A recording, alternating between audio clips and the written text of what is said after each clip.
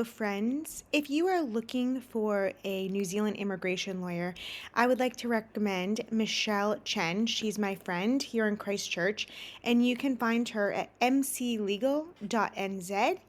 And then a lot of people are looking, when they get looking for housing and buying houses here, the system is very different in New Zealand than America.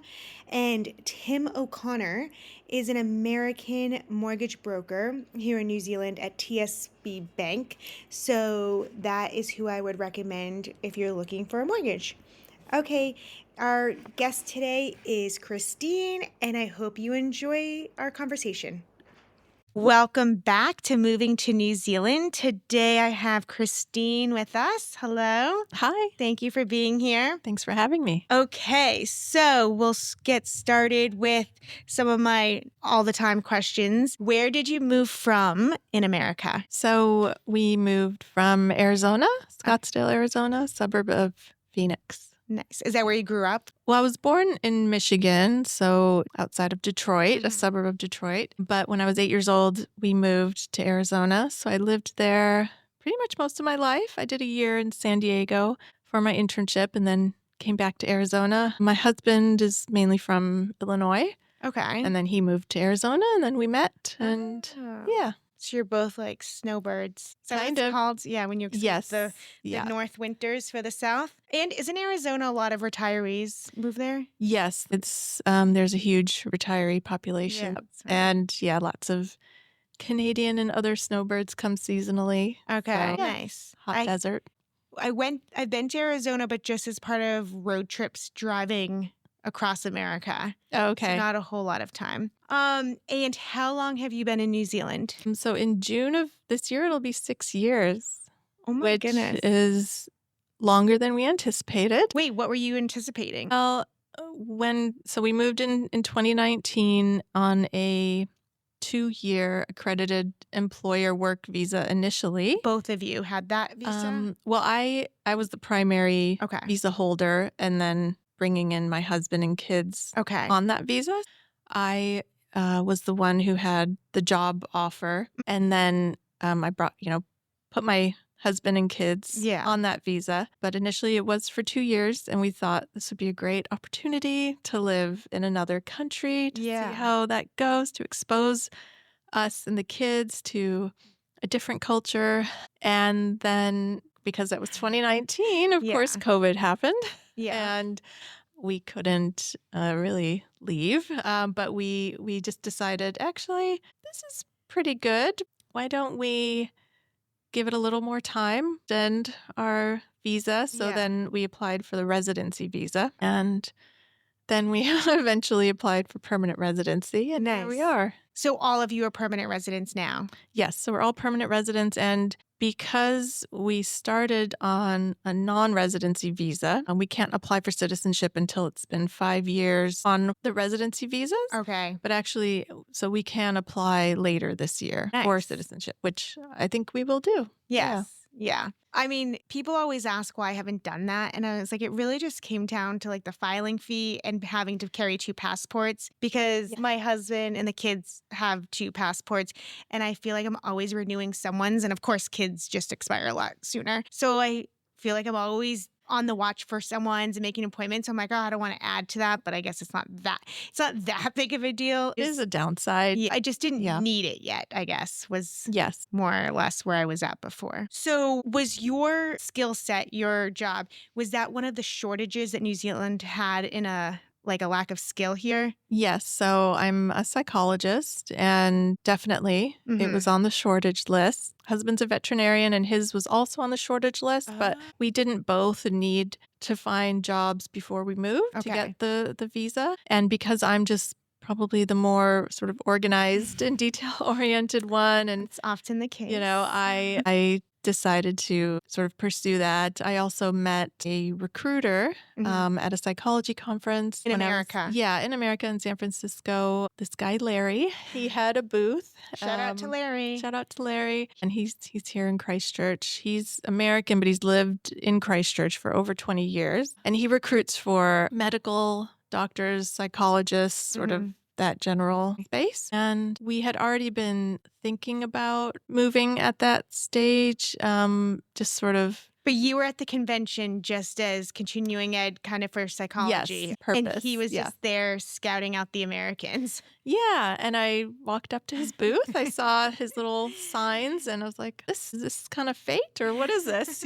And just got a really good vibe off of him, got his information. And we just thought, well, it can't hurt to follow up, to see what it's all about, see what he has to say. Before that, I had just put myself on like email lists that would send me sort of, here's some psychology jobs in New Zealand. And I would just kind of look at them, but nothing really caught my eye too much. And I kind of thought it was just like a dream, like a fantasy, like, oh, this isn't really going to happen, but it's nice to think about it. And then once you meet someone and there's some actual tangible opportunities, it became more real. And as we started to think about it more and what it might mean, and to say, well, we could just go for 2 years. And also our kids were young at the time. At the time that we moved, they were 6 and 8. And we thought, if we're going to do it, we'd like to do it when they're younger and not when they're teenagers, because we thought they would just be more difficult to move them at that stage. I can't remember the initial question you asked, but that was... Yeah, just about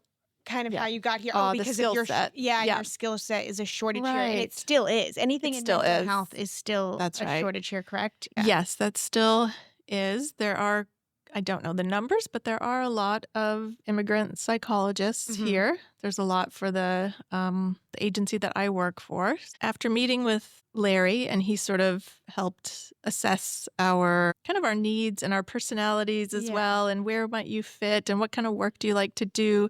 He went and looked for positions that might be a good fit and set up interviews for me. He helped me with my CV to sort of make it more Kiwi-ish. Kiwi, attractive to Kiwis, I guess, and gave me some tips for the interviews. He taught me, kia ora and stuff like that, and just some of the things that I should focus on. So he set up the interviews, and then I had the interviews, and he would follow up with the employers, and he even helped with my contract as well. Oh, nice. So with the relocation package, etc. So I had decided on interviews with 3 different agencies. And so I had those interviews. They were all done via Zoom. So just me at my, kitchen counter at sort of odd times, obviously, because of the time difference. And that was actually kind of nice because I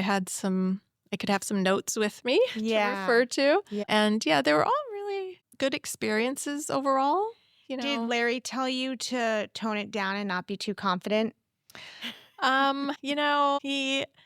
I think he did tell me a little bit about being tall humble. poppy and sort of, but at the same time, he is also American himself. So he's kind of just like, be yourself, so just be yourself. And, also I'm a little more on the introverted kind of probably slightly subdued side, I guess, a little bit. Yeah. So I think he thought that would probably be okay. That would be good. Yeah. So were the 3 interviews were they different locations in New Zealand? Yes. So they were. One was in New Plymouth, one was Wellington, and one was in the Hawke's Bay, so the Hastings area. And I should say before all this that we had never been to New Zealand before. Did you watch shows and see it online? Like, why were you drawn to it? I know. It's kind of crazy. So you listened to a podcast. No, I didn't really listen to podcasts at that stage of my life. Oh, I met someone in the NBA, and she's American from Vermont, and she said she listens to the podcast. There's not many of them, but they're UK drama. I've heard of it, but I actually haven't listened to it. So they're from the UK, and she said she's listened to that, and that convinced her to move here. And so that's why I said, well, we need one from an American's perspective. Anyway, so I thought that was amazing that influenced her to move here. I always thought it would be just a good experience to live abroad, so just generally. And then when I sort of tried to focus that, narrow it down, I thought, well, just to be easier, it probably has to be an English-speaking country, and then somewhere that has some similar values as what I think I would like in a country to live in, and what kind of a government would I like to be sort of led by, and what kind of setting. And so just, looking at all those options, and also where can I move logistically and who needs our jobs. So, so kind of between here and maybe Australia, those would probably the top two places. Canada, too cold for me. Yeah, you escaped the north. And it would, and I thought, it'd be nice to be kind of far away. I mean, there's something nice about being so remote from the rest of the world. It's also kind of scary, but it's also intriguing and kind of cool. And Australia, I thought, we're leaving the desert, and it is so hot there. I was a little bit probably afraid of all the animals and little scurry things that can get you. There's too many poisonous things there. I know it's not something that you encounter on a day-to-day basis. Yeah, we just thought this would be cool. Plus, we thought we can always come back home anyway. What's the worst that could happen? We thought, it's not like a third world country. Yeah. Yeah, so we just decided to jump right in. Hawke's Bay, and that was more of a smaller city area. Yeah, it's definitely a smaller region. They have their two main bigger towns are Hastings and Napier. Mm-hmm. And then we lived in Havelock North, which was kind of a suburb in a way of Hastings. That's where you might find a lot of wineries, and there's some pretty beaches nearby. Is it touristy at all? Like, would tourists go there? A bit. Yeah, okay. Not too many. It's probably more like winery tours. Yeah, that's probably the bigger draw. But also Napier, which is around 20-30 minutes away. They're the Art Deco capital. So a lot of people go there for that because they had a huge earthquake and rebuilt at the time of the Art Deco period. So a lot of people go there for that, and they have like a big festival there and things like that. Oh, nice. So it's really nice. It was one of probably the area with the better weather as well. Yeah. Because this was before the cyclone a few years ago, but so we chose there. So then how long did you live there? So we lived there for 2.5 years. Okay. And I really liked the job. I really loved the people I worked with. It was a multicultural workplace. Mm-hmm. So my manager is from Ireland, mm-hmm. and I had colleagues who were from Australia, France, and a few other countries, South Africa. So I think that's a really good point that you make, because we come to New Zealand, and there's obviously New Zealand culture and the Maori culture, and so we're getting those two cultures. But the biggest thing is actually we're exposed to tons of cultures because it's such a melting pot. And so as you said, you're working with people from Ireland, France. I worked with a lot of people from the UK, Australia, South Africa, a lot of the Middle Eastern countries, Asians. Like, I'm exposed to so many cultures. Actually, a lot of my friends are immigrants as well from all of these different countries, and not even so much the Kiwis. New Hampshire doesn't have, it's getting better, but it doesn't have a lot of diversity. No. I was talking to my mom about my kids' school here, and she goes, no, New Hampshire's getting diverse. I'm like, how many countries, like, at our school? Like, how many kids or how many countries are represented? And I'm not just talking like an Irish person because they're from Boston, or, an American Italian or an African American. I'm not talking about like the people that are like have ancestry. I mean, this actual kid immigrants. Was born in Japan and moved to New Hampshire. And she goes, oh yeah. We couldn't think of really anybody. Not to say that there's not one or two or three, but generally when my kids were there, I don't think there was. So I think that's kind of the other cool thing about New Zealand is it's actually pretty representative of world cultures, not just Kiwi culture, but world cultures are all here. And especially if you're in a job where it is on the shortage list, you're going to have people from different countries coming in. It's not like they're only seeking Americans from those jobs. They're seeking people from all over the world. Yeah, exactly. So, I really liked that. And I stayed with the same agency, but we decided after a couple of years, although we really liked it there, it was feeling too small. We wanted somewhere that just had more options, more things to do, whether it was arts, culture, and restaurants, or having an international airport, just different schooling options and activities for the kids, more sort of job opportunities, also the housing. So at that point, we could buy a house Because, of course, unless I think you pay a fee or something like that, you can't really buy a house right away when you move. You have to be a resident So for. why could you? Because you were on that visa? Well, you have to be there for a couple of Okay. years before you buy a home, unless I think you apply for some exemption. Okay. But actually, the housing where we lived in Havelock North was quite expensive, and there just wasn't a lot of housing stock. After thinking about it, yeah, we took a little tour of the South Island. Christchurch was on our list. We wanted to pick one of the bigger cities, so it would have either been Christchurch, Wellington, or Auckland. And just weighing the pros and cons of the three, Christchurch came out on top. So we went and we visited and we really liked it. Yeah. So then we started that process of looking for a house. Yeah. And luckily there was a space at my company's office here that I could kind of easily transfer to, slot into, and everything kind of worked out perfectly. And did your husband find a new practice to go to? Yeah. Okay. So because veterinary jobs are also, high demand. Yeah, in high demand, he was able to find something. So so that's worked out. Yeah, because I met someone recently who's a veterinarian, but then I realized they're like a farm veterinarian. So I'm like, oh yeah, there's so many farms, not in Christchurch, but out in the country, and so there's a lot of cattle and sheep. There are a lot of horse and farm rural veterinarians. Yeah, that's a popular specialty, I guess. There's a couple of veterinarians in the MBA program.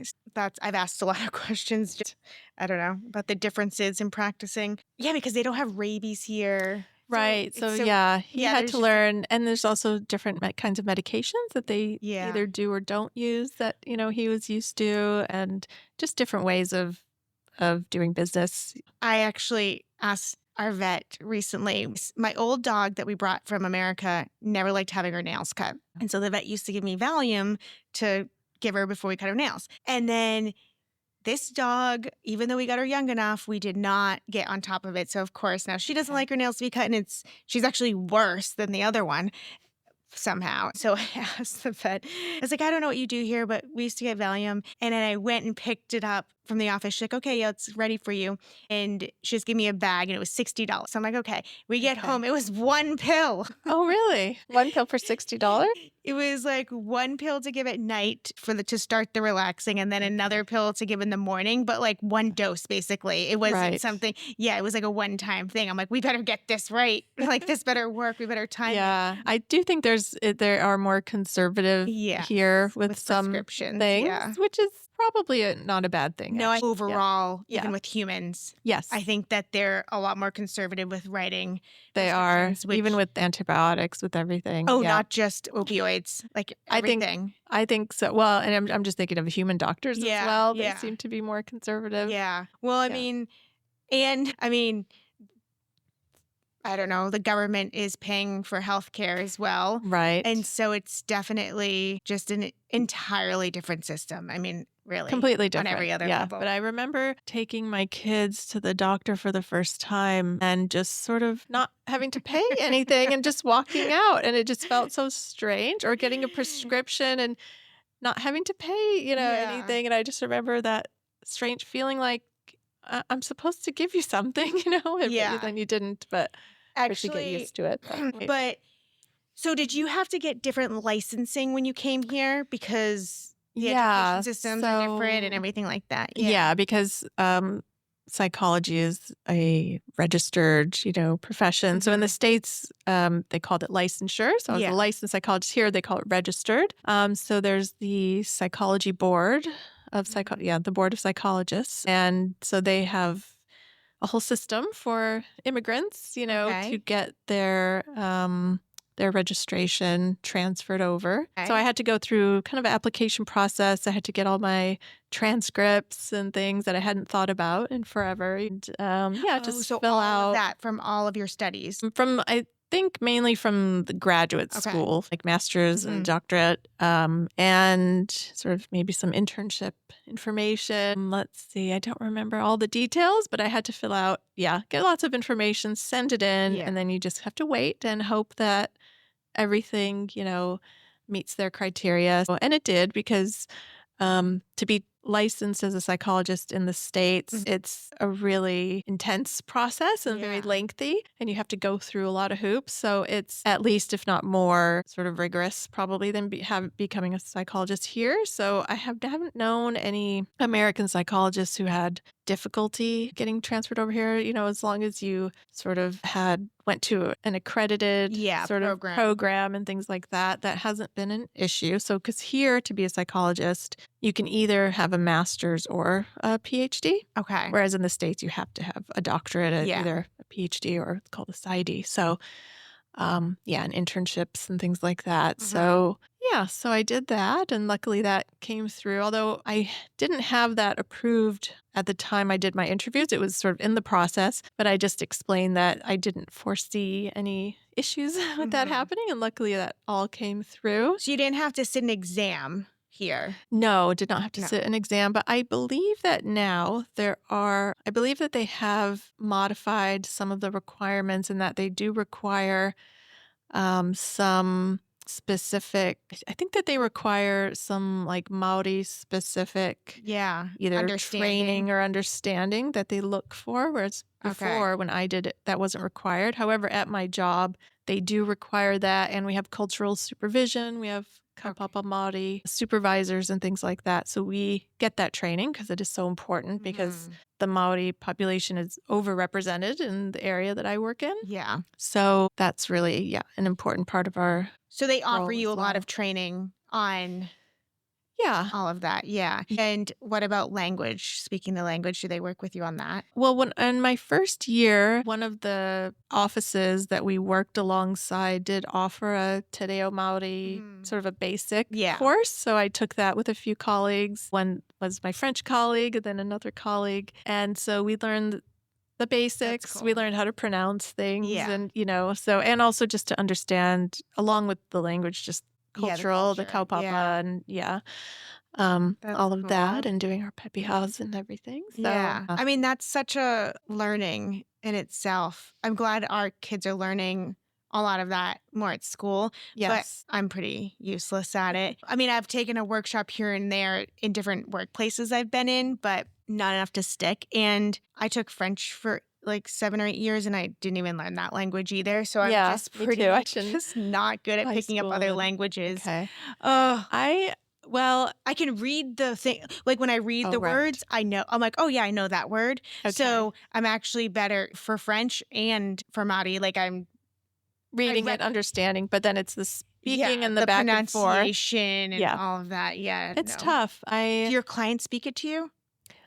That you'd have too many, although sometimes, you might ask a client if they want to open a session with a karakia or a whakatoki, it's like one of the metaphors or something like that. And so it can play into it. It just depends. Some are more involved in that than others, or it might just be that you speak about how being raised in that culture, or what about it has impacted them, colonization and other factors. So so it's been really interesting. And I've really enjoyed that part. I could learn more probably. It is hard to learn a language in your 40s, but I'm trying. Yeah. One of our American friends invited me to, this is not language related, but for my brain it is. She asked if I wanted to go to like a daytime rave, a morning rave. Oh. And I said no. What? Like my body does not move unless it's nighttime and I've had about a lot of drinks or a lot of something, because that is just, my body just doesn't have rhythm or move like that. So no. And I compared it. I said, my brain doesn't learn languages well and my body does not move. It's not that way. In that way, not my strengths. I said, I guess I could go and have a coffee, because it was a coffee thing. I said I could go have a coffee and watch other people, but that might look really creepy. I think that as long as you're trying and acknowledging and you have like a level of awareness, I think that goes a long way as well. Even, people have definitely thanked me for my efforts when I do that. And I do have a friend who speaks to me a lot with words, and I'm like, wait, slow down. Okay, what does that mean? Okay.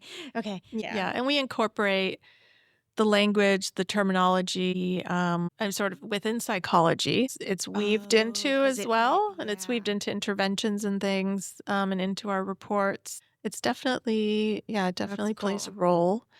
So are you glad that you made the move down to Christchurch? Yes, Yeah, yeah, it's a definitely better fit. glad. Yeah, I do think it's a better fit. Yeah, And are your overall. kids still happy to be living here? Yeah, they are. Yeah, we think about it like every year we sort of have a pros and cons list of staying versus moving back home. But every year it seems to win out to stay here. So, Do your family or any family come visit? we haven't had that much family Yeah. visit. My husband's dad came to visit, and we've had some friends come to visit. My family hasn't come to visit yet. I'm You still know, my holding dad out just came for the for first the first time. time. Yeah. Well, I mean, he came here 18 years ago when I was a student, but it's different as he's Mm-hmm. older. He was really nervous about that long flight. Yes, my But dad's in his okay, yeah. mid-80s, and he's thinking he just doesn't want to fly Yeah. this far, so we've had to go there. And yeah, I'm hopeful that my mom or my sister will come, but it is difficult, Yeah. family with kids and work and things like that. I understand that, and sometimes, it is easier in a way for us to go there that way. Yeah. That way we can see more Yeah. people, but I Yeah. do want to show them, I the know. awesomeness that's here as well. But we have had some friends come who have kids our same age, and we've traveled around, Oh, and so that's been fun. Yeah. yeah. And so did you have a house that you sold there? Yes, You we sold it. did. We Okay. ended up selling it because even though we didn't know how long we'd be in New Zealand, we just thought, Didn't want the headache. yeah, because we thought about renting, and actually the market, well, it was good at the time, but of course it went up, and we thought, oh no, we should have waited, but we didn't know at the time Yeah. what was going to happen. But we did sell because we also thought if we move back, we might want a different house Yeah. anyway. And then we said, well, if we stay and we decide to buy something, then we have Yeah. our down payment. So we did end up selling. Yeah, we won't talk about how much it sold for later after that. I know. Sad. It's Really like sad. we But sold too, and it was 2021. So it was when a lot of city people were still moving up to a rural area, or at least buying second right. home. They wanted, after COVID, they wanted that rural space. No, I can't Yeah, we handle won't like, we won't go and there. I didn't even want to sell it, Andrew, like maybe, but he didn't want the stress either. He's like, I don't want Yeah. to have to worry about it. What if something breaks? Blah, blah, blah, blah. Right. We will not get back into that Oh, market now. same. And Yeah. so, well, I mean, unless I Yeah. sell part of his body or something, but well, You might have a fair is healthy kidney fair or is something. fair. Yeah. So what Yeah. do you, besides family and friends, Mhm. and people, because I feel like that's just obvious, but what do you miss about America? Is there Well, I mean, I had this experience yesterday at the supermarket as I was getting some things to make a salad, okay? and I picked up a cucumber, and then I looked at the price. Oh, are they back up? They are not in season really. It was $6 for Yeah. one cucumber, and I just thought, do I really need this cucumber? Like, Yeah. I love cucumbers, but I put it back and I got other things that were in season, but it's that Seasonal eating. even after almost 6 years, my mind has a hard time grasping that. Yeah. So it takes a lot more conscious effort. So just the eating part Yeah. and just the options that are out Yeah. there, whether it's, fruits and veggies or just other items that I just Yeah. miss, things at Trader Joe's or wherever. Trader Joe, like I have a bunch of Trader Joe's like condiments, like the bagel mix, and Yeah, I don't know, I there's have like a some lime too. spicy thing, and I don't know, mushroom thing,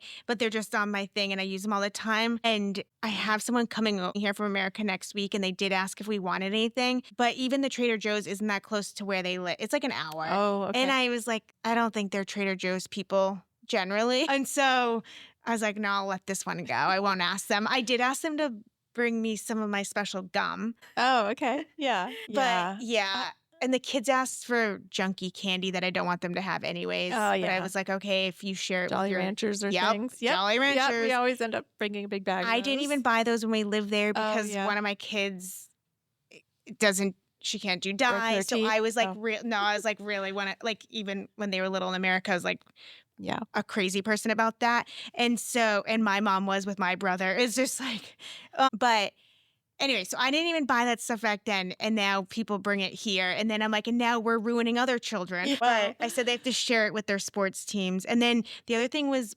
Reese's Pieces. So Yeah, the little- like not the peanut butter Mhm. cups, but Those like are the good. Pieces. Yep. Yeah. I Yeah. think that was the only thing The that. thing my kids miss that we do get kind of shipped over or we bring over is it's like white cheddar popcorn seasoning powder.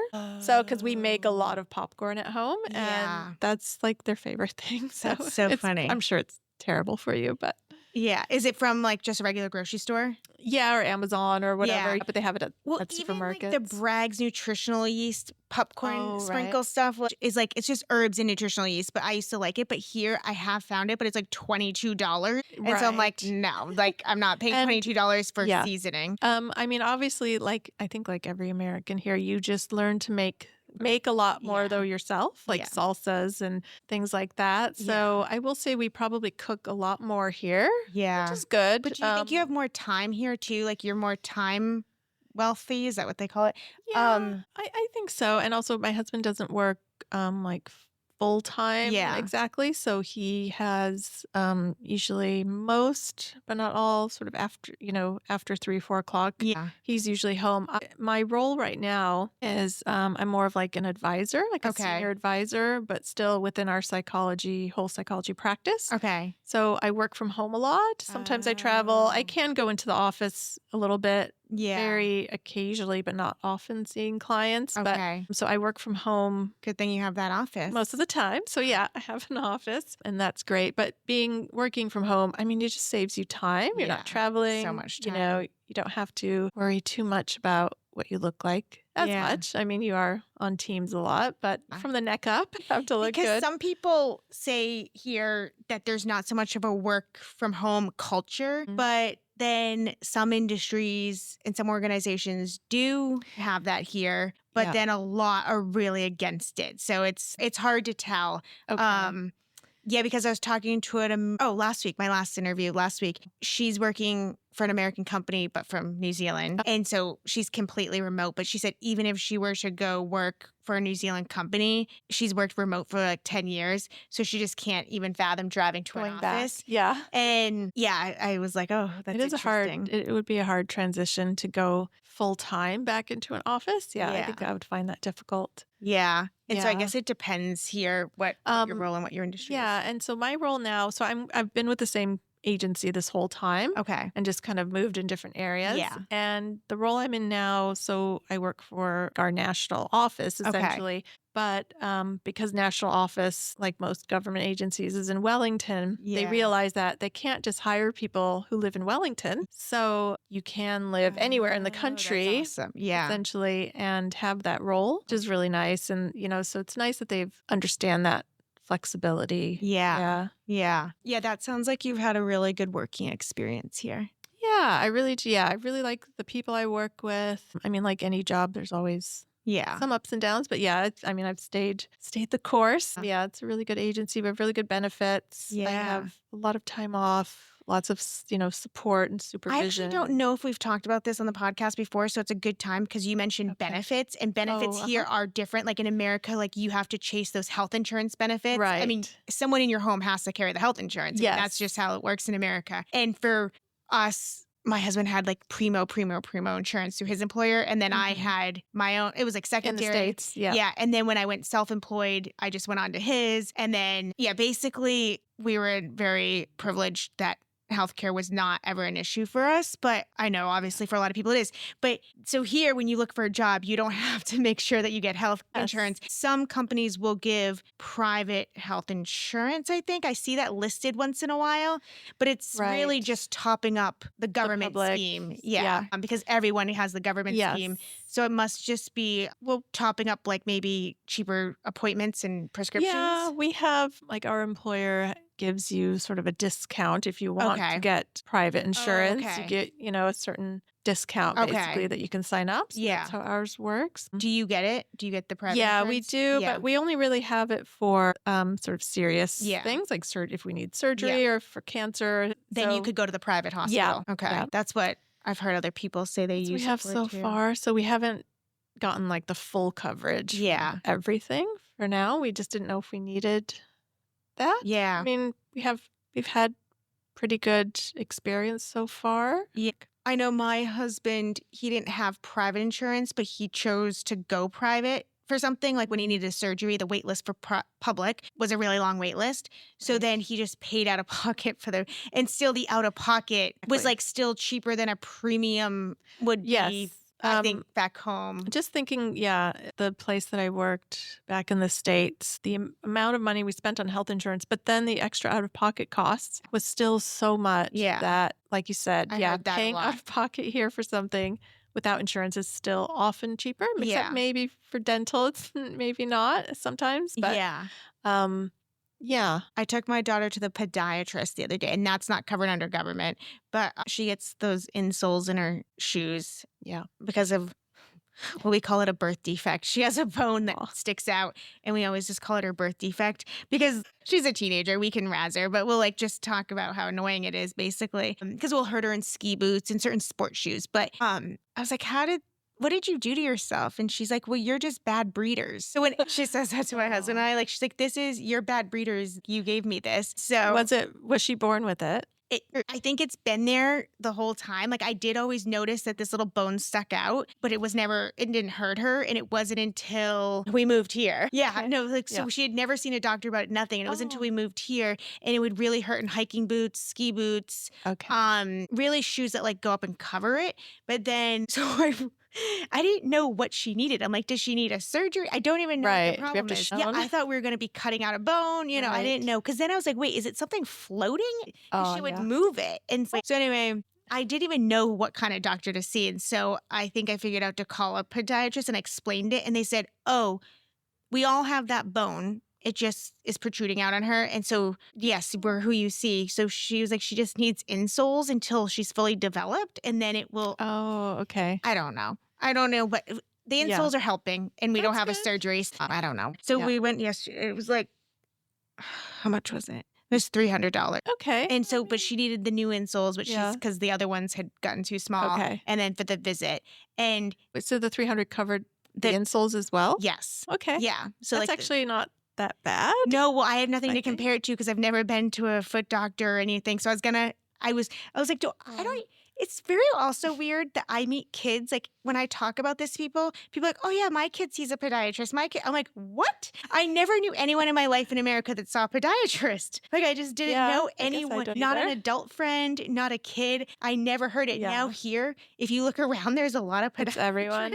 And it seems like a lot of kids have insoles. My older son has this knee issue that one of his bones that is really common, I guess, like in boys and kids who play sports. Okay. And so he has seen a physio is another new term I had PT, to learn. Right? A physical therapist. Yeah, they call physios. Yeah, but and then as soon as we sort of talked about this thing, which is it's called Osgood Schlatter. Okay. It's like everyone has it, you know. Okay. You talk to parents, oh yeah, my son has it, or lots of men are like, oh yeah, I've had that. I'm like, oh, I never heard about this before, so it's kind of interesting. But So do they grow out of it? Yeah, yes, that's what she said. She said that she'll be done with the insoles as soon as she stops growing. She'll grow into it somehow, I guess. But she was like, well, is the bone just going to stop hurting? I'm like, I don't know.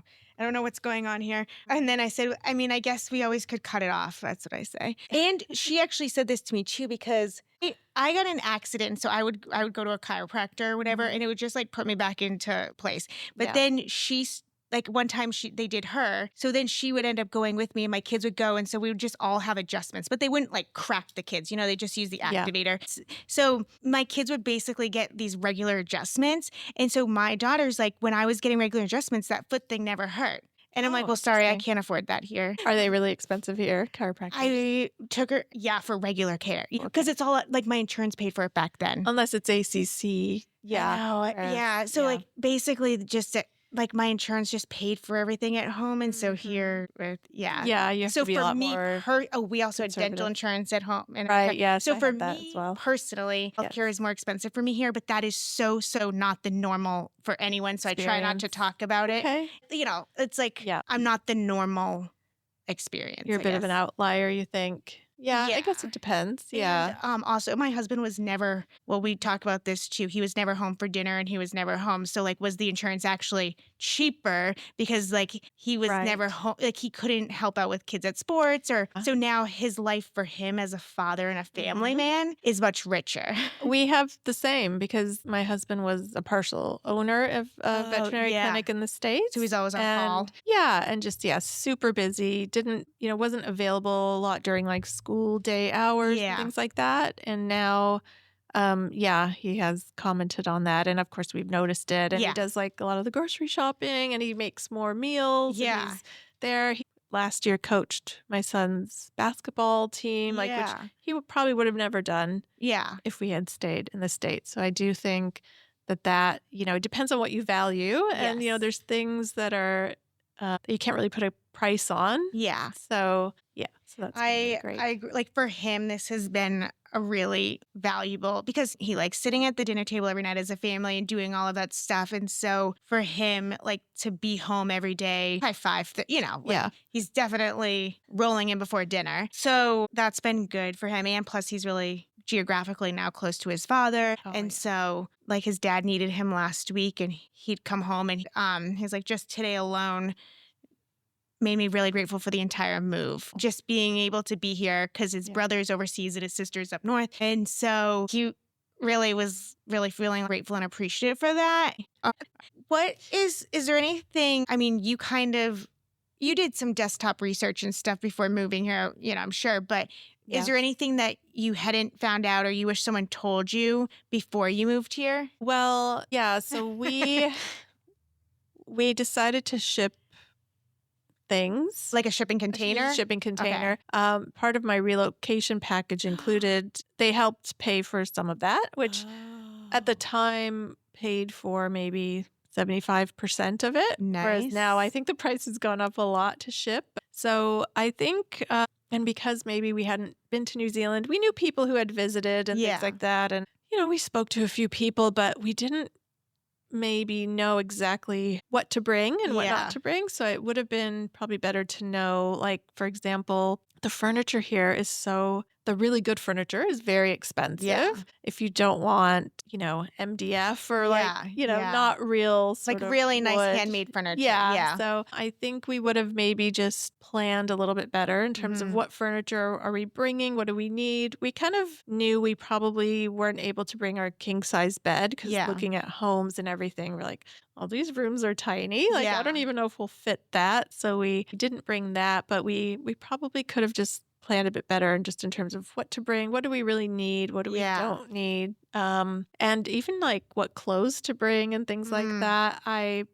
The wardrobe in Arizona is not exactly what you need here. Right. So I did buy like some things that I thought I would need, but I probably could have done that and brought the kids more like shoes and things that they would grow into. Yeah, I just didn't really know that. As far as other things, I don't know. I mean, there's a lot that I think you just have to experience it for yourself. Yeah. It's hard to prepare for some things. So, but it's just like, okay, here's where you can go to get your phone, or here's, where to go to do stuff is one of the things. But when we moved initially, when we found our first rental home, my next door neighbor, shout out to Mulaney, she's a Kiwi, married to a guy from the UK, and she had lived in the UK before. So I think she had some empathy for, for like immigrants. And she also had 2 kids that were similar ages to ours. And she sort of took us under her wing a bit and really sort of told us how to do things or where to go for things. She was a super supportive,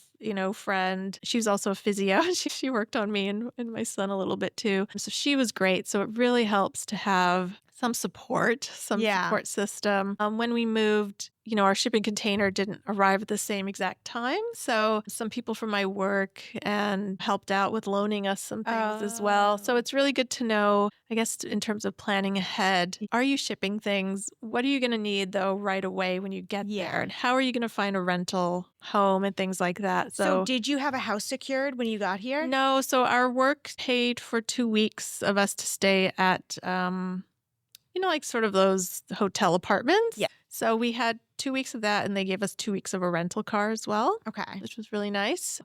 That gave us a little bit of time. But so before that, we were able to get on Trade Me and look at, homes that were for rent. And so we just, so while I started work pretty much right away, my husband, we were like, just wait till we're settled and then you can find a job. Yeah. So then he bought a car. Yeah. Well, actually, we did so we landed in Auckland and we bought a car through Turner's Okay. online basically before we landed. We landed in Auckland. We stayed overnight at a hotel near the Yeah. airport just to kind of sleep. And then in the morning, we picked up that car and then we drove it from Auckland to the Hawke's Bay with our luggage. But then my work also gave me a rental for 2 Okay. weeks. Yeah. So that was something that Yeah, that we did. relocation package is really handy. Yes. Yeah. Paying, like, just getting you those initial setups. And they've Yeah. actually increased it. So the place that I work for, now they'll pay for also your plane tickets to get here Wow. for you and your family. So they really need people. Yeah, I think so. Are people here not going to school for mental health and that sort of thing? Or are they going to school and then leaving? So they are going to school, but there's only so many spots at the in the university and the programs. So there's that issue. So should they open up more spots, or they just want to if they keep can. I mean, people? yeah, if they can. I don't know if then of course you need more teachers and you need other placements like for internships and things like that. So I think so part of it is just the pool of people coming in. Yeah. That's not enough to fill the need, but also some people, yeah, sure, they are moving. It's also a highly female-dominated career. So you have people leaving to have children and maybe not coming back or coming back part-time. So that's another reason. Yeah, and just the need, I think, is just growing. Yeah.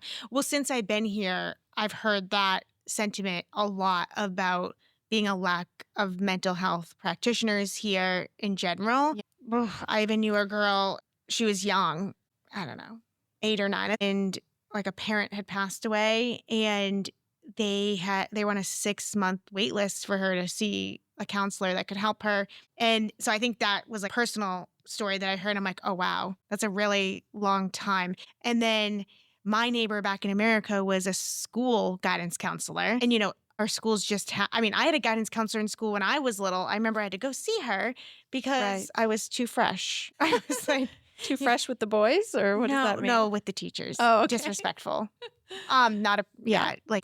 Fresh as in talking back. Yeah. Okay. But also when I was in first grade, I took my mom's Tums off the table and put them in a container and took them to school and said they were my medicine, because I was jealous of the kids that got to go to the nurse to get medication. So I was like, oh, I just need to take my medicine. And that became a big deal. Like, I don't know, they thought I was like a drug addict to Tums.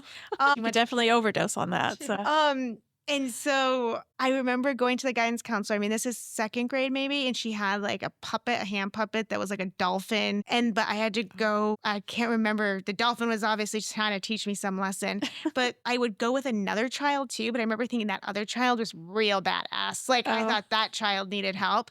And I couldn't understand why I was there. So I actually thought that I was like like you're the role model that is teaching them. Head, that's what I thought. Yeah. So come to find out, no.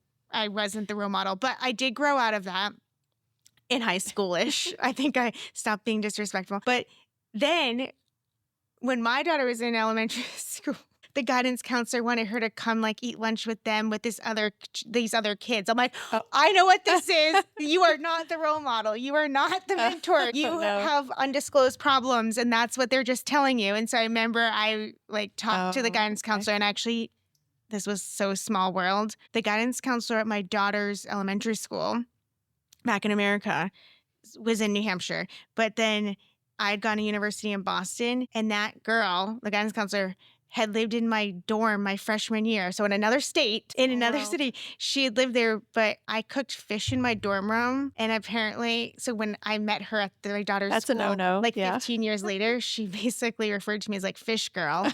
Okay. And my daughter was like, what? You already have a bad reputation? How did you do this? So anyway, that was funny at the time. But the guidance counselor assured me that my child was the good model. But that's nice to hear. But just talking, then my neighbor was a guidance counselor in another school district. And, they just do so much for the kids. And she would tell me, she's like, kids come to school with trauma and we can help them while they're at school. And then they're just going back home to trauma. And then you start the next day over and they're coming, it's just this really vicious cycle and a lot of drug abuse and, unfortunately. But so here the schools don't have anything like that. Or maybe high schools do. Yeah, it's definitely not as common. And there's a guidance counselor and there's a school psychologist, which can be different. Here? I think some of them have that, but Yeah. yeah, it's definitely not as common.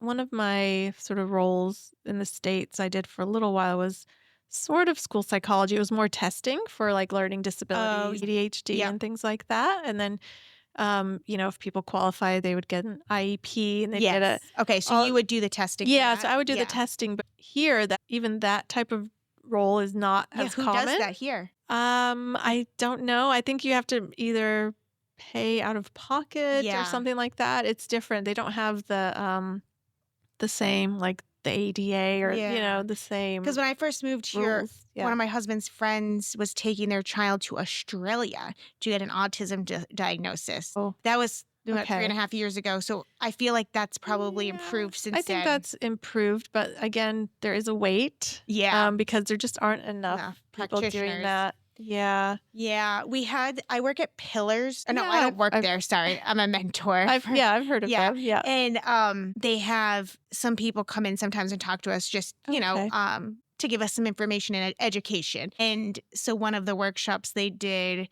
was about understanding children with ADHD, ADD, and autism. And I mean, I remember sitting in this conference room and I'm like, well, I know all of this. But a lot of the other volunteers and the mentors, this was all brand new information to Oh, them. wow. Yeah, like brand new information. And then some of them were sitting there and they're like, I think I have that, you know? Yeah. And so it was really interesting because it felt like New Zealand was way behind in recognizing those I think things. it's New Zealand is a contradiction to me sometimes. Yeah. It's like it's super progressive in some So many ways. ways. Yes. And, I also love the fact that there isn't tipping and, there's lots of things that Yeah. also they do really well and that they're socially progressive in. But Yes. in some spaces, it does feel like they are a bit Yeah. behind. They're catching up, but it's just taking some But time. also, there's not as many people, and Yes, that makes there's sense. reasons, yeah, and if there's for a it. shortage in these skill sets, that makes sense as well. Right. So yeah, that was really interesting Yeah. to learn. So then, A lot of yeah, eyes probably were open that day. yes, and my girl that I mentor, she's super chill and no behavioral problem. At least when she's Yeah. with me, but even at school, there's just a nice, chill child. And so it was funny because when we do some group things, there's definitely some other behavioral issues happening and she gets kind of annoyed with them. But I'm like, oh, I kind of find it interesting. Yeah. Like, I'm like, let's go over and hang out with them. I know I'm like drawn to the disrespectful Yeah. kid, whatever I was labeled as a kid, disrespectful, mouthy, hyper, Yeah. whatever. I have compassion for them, maybe. Yeah, So, I'm sure you do. so it's probably good, like that I was placed with her because we balance each other out. She's super chill, and I'm often very hyper. A little hyper, yeah. That's good. So that's fun. Actually, I was gonna have her see if she wanted to make vision boards with me. Oh, 'Cause I was like, okay. it's never too early to start like manifesting, setting your goals, Yeah, why not? or at least goal setting. I guess we could call it goal setting, and just thinking about Yeah. the future as she's getting a little bit older. Putting your goals on paper is Yeah. shown to increase the chance that you'll achieve your goals, having it yes. instead of just keeping it in your head. Yeah, writing it Yeah. down. I went to my daughter's high school the other day, and sometimes, the kids have all these pins and stuff on their Yes. blazers. And so I've been told, oh, only year like 12 and 13 have all these medals Okay. and stuff. Well, that's what I was told. But the other day we were in a meeting and this kid's blazer was just covered in pins and medals. And I said, wow, is he year 11 or 12 or 13? And she said, no, he's a year 10. And I said, well, then how does he have all those? And she goes, well, he just does stuff. I'm like what? Because she's a year 10. Yeah. And she's, I don't know, picks up trash. I'm like, well, then you need to pick up trash. Or they don't call it trash here. Rubbish? Rubbish, yeah. I was like, are you telling me there's a chance that you could have pins on your blazer Could have and you had don't pins have them? all this time. Yeah. And then I'm like, we need to do some goal setting. And she goes, I don't do things for pins and certificates. Well, I do. Like, I want all the right. It's an outward expression of And that who you was are. another example of how different she is from me. Like, she's just Yeah. like, I don't care about that stuff. And I definitely, if there were pins to be had, I'd be trying to You get would them. want them. Even Yeah. though I was mouthy and disrespectful, I still wanted perfect attendance and straight A's. Like, so Yeah. it was weird because I was mouthy, but I wanted to achieve all the things. So it was a really, I don't know. I grew out of the mouthy part for the most. Well, grew out. You probably inhibit it a little in certain situations. Yeah. When I to realized bring that it out. teachers were not the enemy, I think. And it just takes, some teachers their teachers are humans. So sometimes you just clash with a human. And then I think I had They're enough flawed, teachers that, I guess. Yeah. I had enough teachers that I gelled with that I was, and like they respected me and I respected them, that I realized, they're all just doing their best. Yeah. Even if I find them not cool. So it just takes a couple of those like corrective experiences to kind of change your perspective. I'm just so grateful. I don't know how I got away with this, but both of my kids are not like me in that way at school at all. That's good. At this age anyways. Yeah. At this age. If my friend was my daughter's preschool teacher back home, and she struggled with my younger daughter when she had her. Like they really clashed. So she heard this. She'd be like, that's not true. But that's when she was 3 and 4. Now she's fine. She doesn't.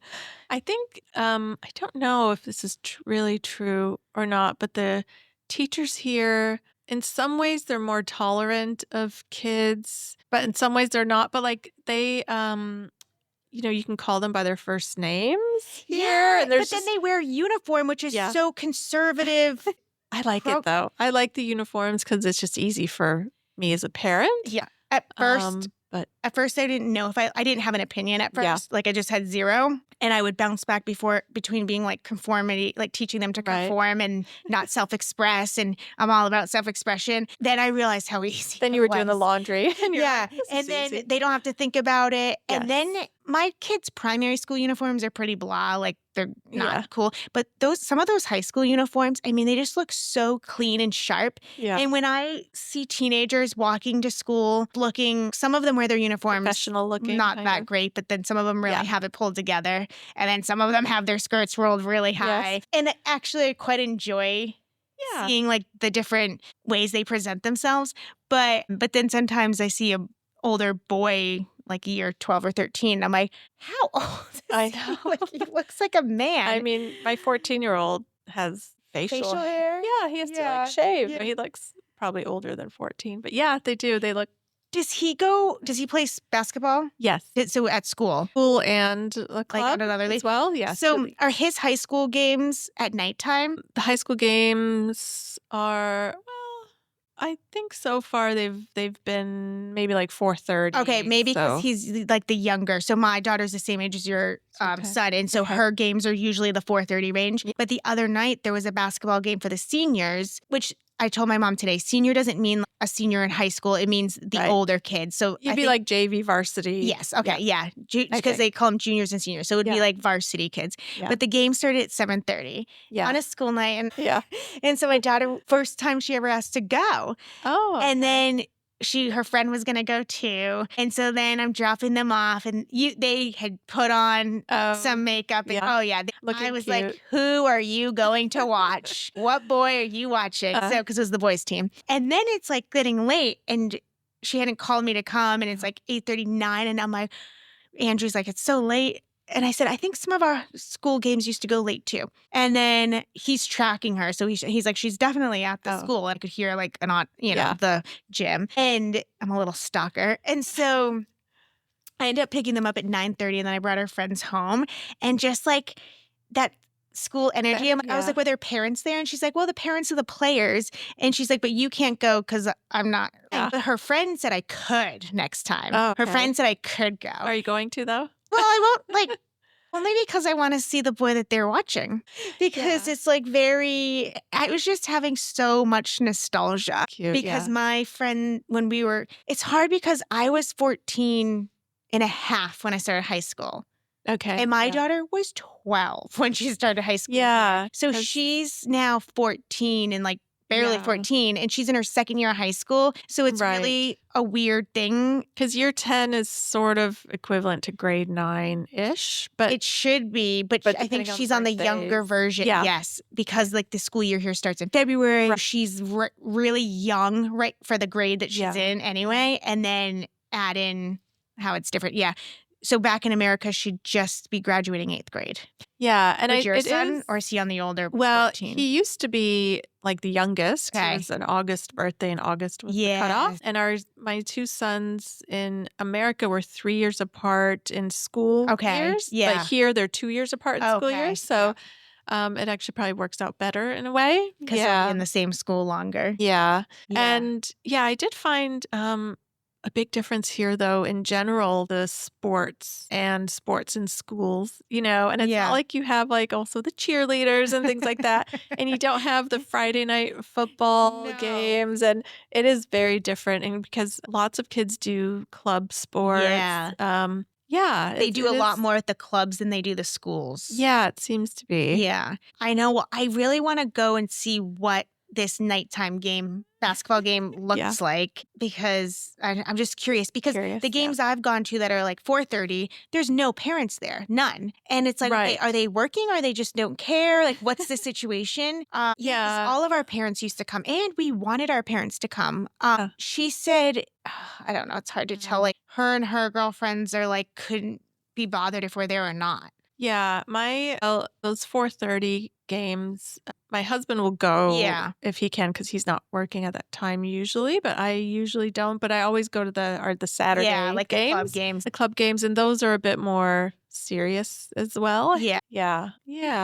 I'm finding it interesting. And then my other daughter, she just started basketball this week, but it's through the school, but it's over in at Pioneer. Right. So that's like 20 minutes from us without traffic. And then, but it is a school sport, but they're playing over there. Oh, right. We did that for intermediate a while back as well. It was through the school, but that's where they did all their games. Yeah. And then my other son does tennis. So yeah, that's been fun. Does he do that on weekends? Yes, although right now they're not. Right now it's just practice because over the last 2 terms they did the intra-club. Yeah. Okay. Oh, my daughter does that too. Yeah. So that's been fun to go to and watch. Yeah. I've actually enjoyed that, because she never played tennis until we moved here. And so then it was like the learn to play.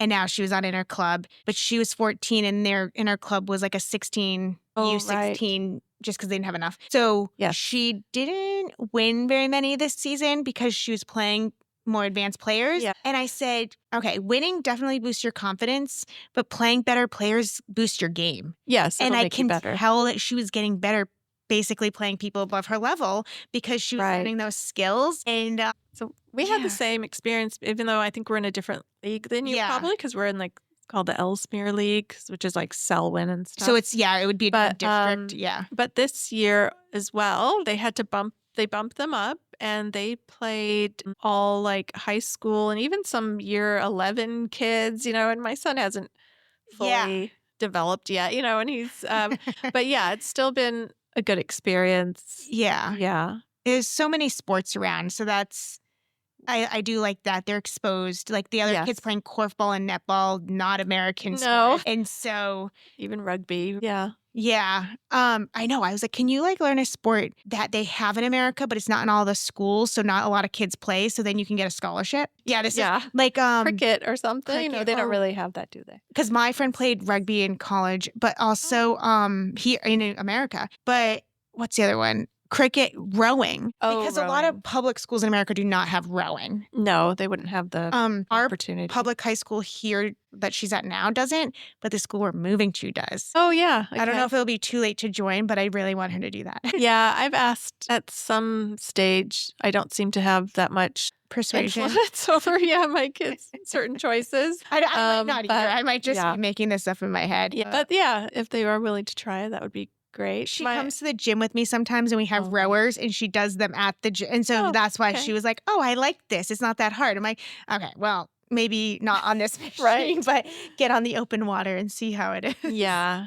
And I do find also just living here, my kids are just a lot more independent and way more, I think we give them a lot more opportunities to be independent than we would in the States. My 14-year-old has been going so he goes to the Lincoln University gym, and he'll go and he'll take the bus and kind of do. To like work out? Yeah. Oh, that's work so out cute. and play, train for basketball. Like he goes by himself and just meets people there? Yeah. That's and cool. So he does that. And, he and his friends have, just kind of taken the bus over. And I just think, God, back home in Scottsdale, like, I just don't think we would have let our kids do that. My teenager would not be on a city bus. I'm pretty confident of that. We live too rural for public transportation, but it would have stressed me out for sure. Yes. Yeah.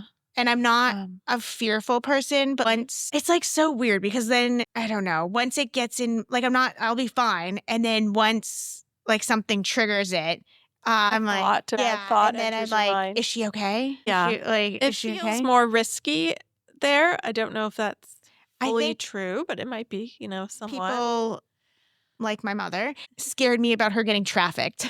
Since she was younger, they're going to steal her right up. And she'd been saying that to me for so long that got into my head where I literally would never even worried about that. Other people did in. So I don't worry about them being trafficked here at all because I've never heard of a case of it really. And it's an island. I don't know why. Being an island, it is a bit different. And of course you have daughters and I have sons. Yeah. A little bit, some maybe slightly different kinds of worries, but still. Yeah, it does. Yeah. It just feels, I know there's crime because I've seen violent crime here, but it's still a city and there's still humans and there's still problems everywhere you go. Yes. But as far as the kids go, I definitely, like my daughter walks to school and I don't worry about that at all, stuff like that. Exactly. I do like her to walk with her friend though. I love the buddy system. Yeah, I think that's a good approach.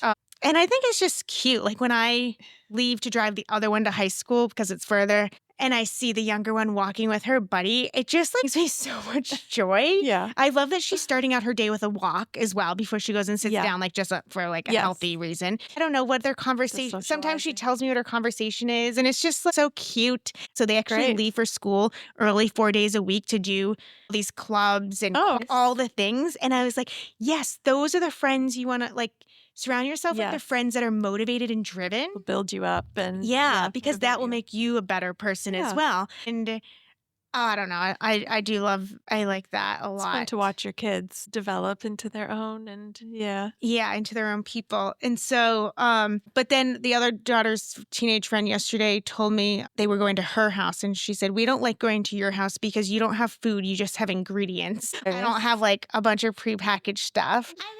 I buy it, but I buy in small amounts because if it's there, they all just eat it in one scoop. And food's expensive here. The day after you go to the supermarket, all the main snacks are gone. Yeah. So she was like, well, if you just had that there all the time, they wouldn't act like that. This is the other friend telling me. I said, wow. I think they would. And I said, and you guys are home doing nothing. You can use ingredients and make something. What's your rush? You're just hanging out. So that's funny. I always love when teenagers that are not mine critique my parenting.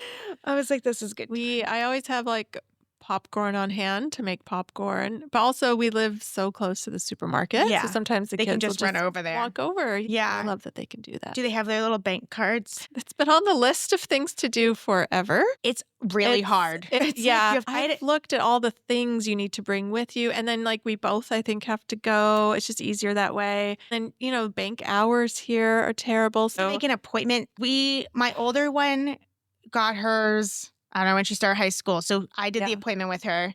Yeah, it was just me and her. And I knew what a hassle it was, so I put it off. But then the younger one, because she wants her pocket money and then no one ever has cash to give her money. So then it's an IOU. And so then it goes 3 weeks and she's like, you owe me. And then it gets out of hand because she thinks that we owe her more than we do. And then it's just she's so regimented that it really, she needs to have her automatic. She's got your husband's accounting mind. Yeah, she needs her automatic payment on Fridays. Into her account. And she always is saying, I promised her something. And I look at my husband, I'm like, I didn't promise it. I probably said, yeah, because she was annoying me so much. She just, she doesn't let it go, lets nothing go. Oh. All of a sudden it turns into a promise. I'm like, I definitely never pinky promised. Yeah, so it is on the list. We went and did it. It was 45-minute appointment. I'm not joking. And she took us on time. So it was we were actually sitting at a desk with a bank person for 45 minutes because of AML, the anti-money laundering, because people use their kids to launder money. And so it's not even just because we're international. It's actually that hard to get a bank account here. And then you have to tell them what your plans are, how much you're going to be putting in, how much they should be spending. All this stuff. Which bank was that with? Well, that was ANZ. But a lot of this is I think this is federal. The not same federal, but national. whatever. Yeah, it's, I just call it the federal government. But I think it's actually just the law. It's not banks being Right, not bank difficult. specific. Okay, well, that's good to know then. Yeah. And you have to make an appointment. So anyway, I think our plan was initially to do it, well, over like school holidays or something, but we'll have to maybe do it the next school holidays because we need like a weekday and a day when maybe we're both just not working and then we can just bang it out in one day. So I'm the only one on their accounts. They have to have a parent. So I am the only parent. But I mean, they're not like they're not building wealth here. This is just like their pocket money and it goes in and it goes out pretty much. And then, so I was just laughing though, because in America, they had kids' accounts that they signed up for at school. Yeah, my kids have, like, I still have their Wells Fargo accounts that I got when they were really little. Like you just signed up online. Yeah. Yeah, like no one in America was caring about us laundering money. Like we could use our kids for anything. Yeah. And so they still have like, the adult accounts that we did. But then I remember I just signed a permission slip and like the bank came to the school and gave them, and then they could like the bank would come to the school every Friday and they would do little deposits. So they had a book for it. But I mean, what I'm saying, there was no IDs. Yes. There was no checking my background, making sure that we weren't into criminal activity. I mean, because they want to like lock you in, because once you start at a bank, you're likely to stay with that bank for a long time. So they probably were just like, we're going to lock you in. So you're going to stay with us forever. Yeah. They try to sell it like, oh, we're going to teach kids to save. Yeah. But they're just like building customers. And here, they needed IRD numbers. Do your kids even have IRD numbers? They probably wouldn't because. No, I don't think so. Because they're not they're not working. Yeah. That was kind of a weird, the only reason I got them IRD numbers is because I was trying to do the fees, like the student loan thing, and they required it. And then I didn't even qualify for student loans because I haven't been here long enough. But the student loans here are interest free. I know, as long as you live until you leave the country. I know. That's incredible. I know. It's amazing. I mean, it's one of the reasons I think why we've also stuck around here is we're like, well, if the kids want to go to university here, like, actually, it's probably a better deal. It's such a better deal. So, let's at least give them that opportunity. Yeah. If they want to take advantage of that. Because then they could come out with very low loans, even if it be interest free or not, the cost of it is just significantly cheaper. It's also less. Yeah. Yeah. And then America recognizes New Zealand universities just fine. Do they? Yeah. Okay. Yeah. I mean, I know people. Yeah, I know lots of people. They do. They still are valued. That's good. Nothing is valued here unless it's like Harvard. Yeah. Like, I don't know. I feel like that sometimes. But so I think that is definitely such a long-term thing. I mean, of course, my daughter's like, I'm going to America.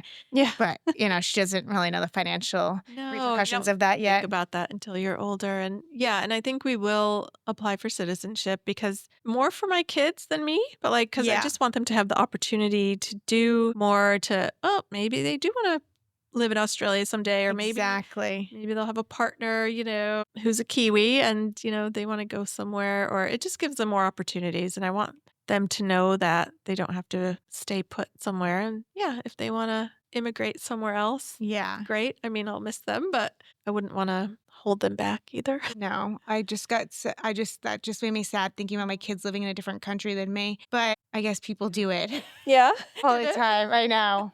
I know. This is, I told my husband, I'm like, see, we should have had a third one, because at least if you have three, one will stick by. Yeah. One won't move far away. That sounds like, I mean, my older brother, he's kind of stuck around. Yeah. My parents. Yeah. Okay. Any other, you want to check and see if there's anything else we should share with people that I have not asked? No, I mean, if you have the opportunity to do it, do it. I mean, and there are a lot of visa pathways. There are a lot of visa pathways, but the pathway that you are eligible for at one point in time might not be there in the future. Right. So, kind of strike. Especially if you get older. Like, what's the age limit? I think, isn't it somewhere in the low 50s? Oh, is it? Oh, okay. I thought it was even younger than that. Oh, no. I think it's somewhere in like low to mid 50s. Yeah. Okay. So, yeah. And like you said, you can always go home. Always go home. You're not locked in forever. Yeah. I mean, sometimes there's a pandemic and you may be locked in for a while. And so that was really difficult. And then we had to wait a long time before we could obviously go back to visit. Yeah. Obviously, things like that can happen. You can't really plan for that though. And so I think just, if you have the opportunity and you have the means and you have, you have some financial stability to support yourself. So it can be difficult. There is a lot of support. And I do think like our Americans in Christchurch group has been really great. Just meeting people and getting support, having a book club and other activities and, trivia nights. Oh, I heard you won trivia. Or did you win last time? No, I think I won the first time, but no, the last time we were ahead for a while, but then another team came back. Last weekend, I think it was. Okay. So you're good at trivia. Average. I don't know. Yeah. Yeah. I mean, Steph is good at it. She's good. She's on my team this time. I've been to trivia with her, and she just has a bunch of random facts stored in her head. A lot of knowledge. Yeah.